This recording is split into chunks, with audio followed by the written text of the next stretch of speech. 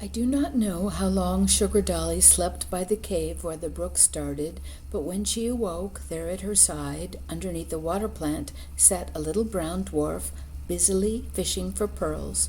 He looked very much like Nutcracker, except for his mouth, which was smaller, and his jacket, which was green instead of red.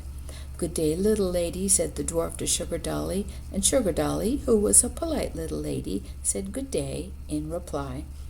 Out from all the cracks and crevices of the rocks came other and still other little dwarfs, and they joined hands and danced around Sugar Dolly and told her what a pretty little lady she was, and they asked her to be their queen.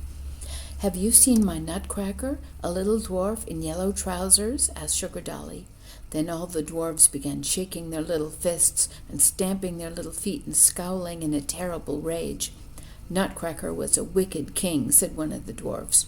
"He ate all of our nuts it gathered for the winter," said another.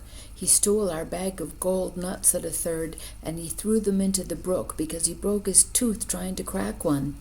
"We drove him away from our home," said the first dwarf. Then Sugar Dolly began to cry, but the dwarfs forgot their rage to see her so unhappy. They brought her a tiny scepter and a glittering crown all set with jewels, so Sugar Dolly decided to be their queen.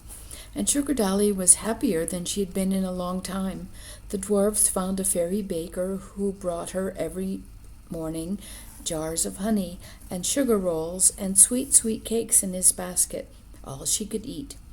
The dwarfs made a set of tiny furniture for her, a bed and a chair and a table of seashells inlaid with real gold. And while the dwarfs were away all day at their work, creeping into the cracks and holes of the earth for gold and silver and jewels, Sugar Dolly did their housekeeping. She dusted and polished their dishes and made their beds, and she always had their tea brewed when they came home with their stores. One day she found their gold nuts in the brook, which made them very happy. Then, at night, the dwarfs sat about their fire, cross-legged on the floor, warming their toes, and they sang songs to Sugar Dolly upon her throne, and she told her stories. So after a while, Sugar Dolly forgot to be lonely for Nutcracker, and she was very happy indeed, being queen of the dwarfs.